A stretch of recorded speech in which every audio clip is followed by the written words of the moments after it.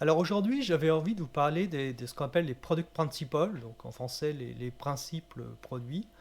C'est quelque chose qui n'est pas encore très développé malheureusement, parce que ça demande une certaine maturité produit, mais je pense que c'est vraiment quelque chose qu'on devrait développer dans l'entreprise pour mieux servir ses clients, pour être plus heureux dans l'entreprise et pour arriver à être plus compétitif, donc se différencier par rapport aux autres.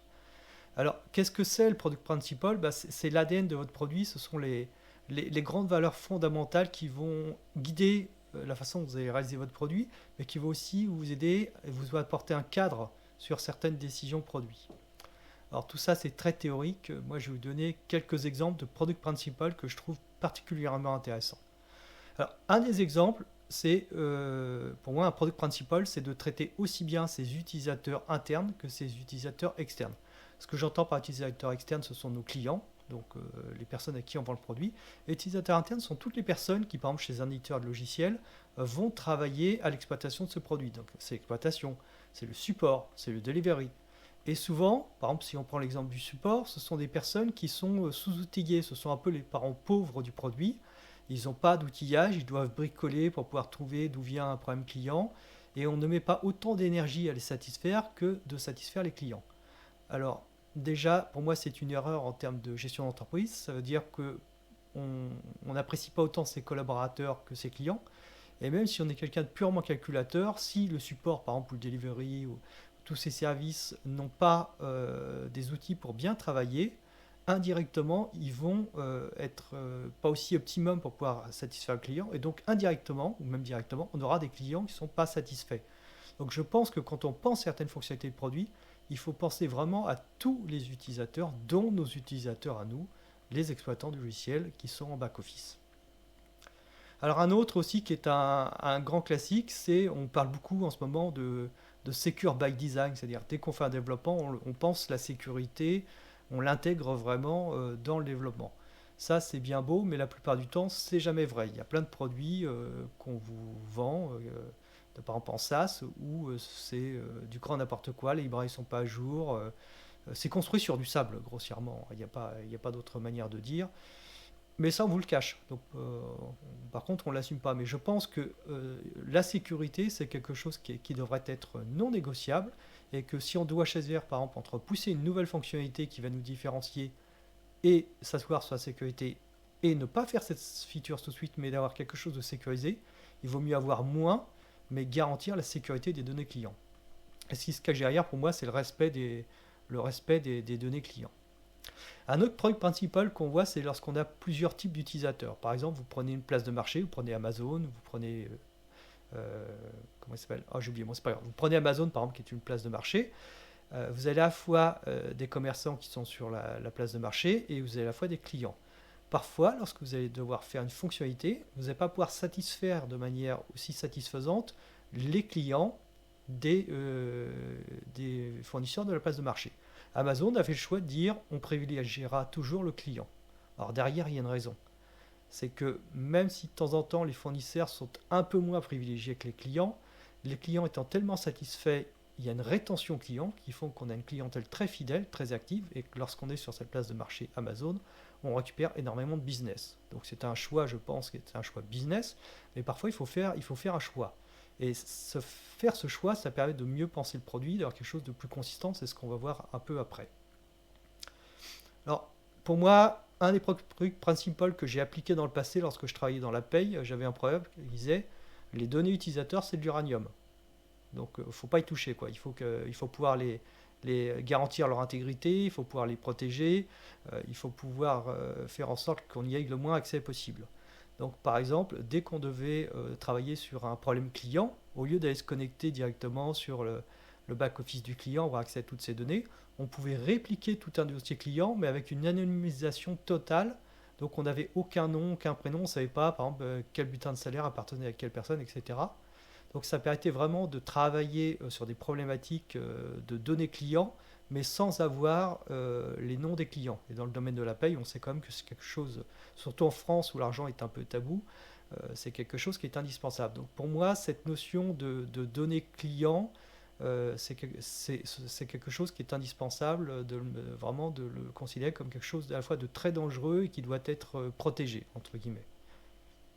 Si on fait toujours, si on parle toujours des données clients, euh, pour moi, un des grands produits principaux aussi, surtout avec la concurrence qui arrive, il va falloir être un peu plus intelligent, je pense, c'est penser que les données clients appartiennent aux clients.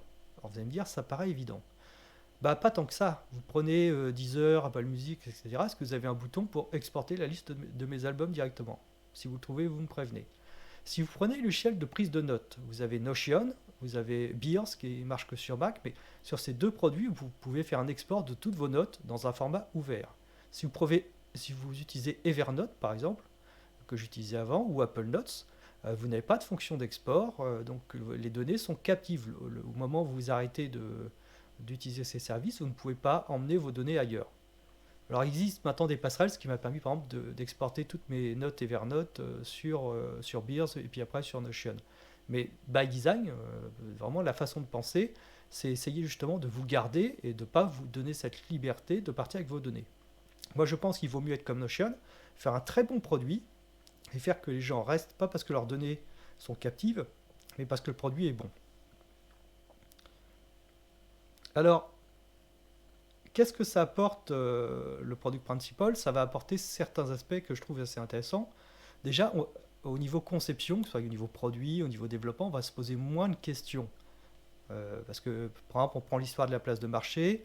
Est-ce que je privilégie certaines fois l'utilisateur, d'autres fois les fournisseurs de la place de marché? Ça donne un produit qui est consistant, puisque à chaque fois, lorsqu'on aura besoin de faire des décisions, on va choisir toujours dans le même sens, dans la même stratégie. Et ça permet un alignement des équipes. Éviter d'avoir le produit qui pense d'une certaine manière, le marketing d'une autre, le commercial d'une autre, etc. Alors, moi, je me pose une petite question, c'est-à-dire je vais un petit peu plus large dans le débat, c'est la question du produit et de l'éthique. C'est quelque chose qui est rarement vu. Marty Kagan en parle dans son premier livre Inspire, mais rarement c'est quelque chose qui est vu. Et pour moi, il y a deux visions du produit. La première, c'est ce que dit Marty Kagan dans son premier livre Inspire. Le métier de product manager, c'est de tomber amoureux des problèmes de ses utilisateurs. Donc c'est comprendre, être en empathie avec ses utilisateurs pour comprendre quels sont leurs problèmes afin de les satisfaire au mieux, afin qu'ils deviennent des clients fidèles. Ça, c'est une vision que je trouve très positive. D'autres visions, ce sont des visions plutôt orientées impact. On se dit par exemple, comment est-ce qu'on peut faire convertir 15% de notre base client pour qu'ils souscrivent à l'option premium.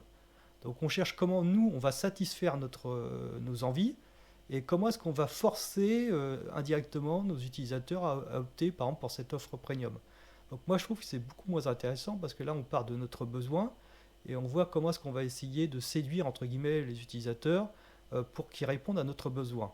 Tandis que si on était plutôt dans une logique de tomber amoureux, c'est comment faire en sorte qu'on fasse une offre premium qui est tellement extraordinaire que les utilisateurs ont envie de souscrire à cette offre utilisateur. Donc il y a vraiment pour moi cette notion, c'est est-ce qu'il faut mieux, est-ce qu'on a plutôt envie de comprendre les besoins utilisateurs, les satisfaire et que l'argent, la rétention, l'activation des clients soit une conséquence, ou est-ce qu'on veut se poser des questions d'activation client, de rétention client, de referral, donc les clients qui font de la publicité auprès d'autres utilisateurs, et indirectement, ça va donner des features. Moi, je pense qu'il vaut mieux faire satisfaire les clients et que l'argent n'est qu'une conséquence. Si on est très bon, l'argent, si on a bien compris nos utilisateurs, l'argent sera une conséquence. Voilà, donc c'est un débat qu'on peut se poser autour de l'éthique et du produit. Un autre débat, si on parle de l'éthique, pour moi c'est aussi un produit principal, par exemple c'est le FOMO sur les réseaux sociaux, c'est la peur de rater quelque chose. Si vous êtes sur LinkedIn, par exemple, on va vous envoyer, oui, votre dernier post LinkedIn a fait 50 vues, euh, notifiez quelqu'un pour avoir plus de vues. Moi, je ne veux pas notifier quelqu'un pour avoir plus de vues, je trouve ça totalement débile. Mon but, c'est pas avoir des vues, et c'est pas de déranger des personnes en les notifiant pour gagner des vues. Si je notifie quelqu'un dans un article, c'est que j'estime que cette personne peut apporter quelque chose par ses réponses.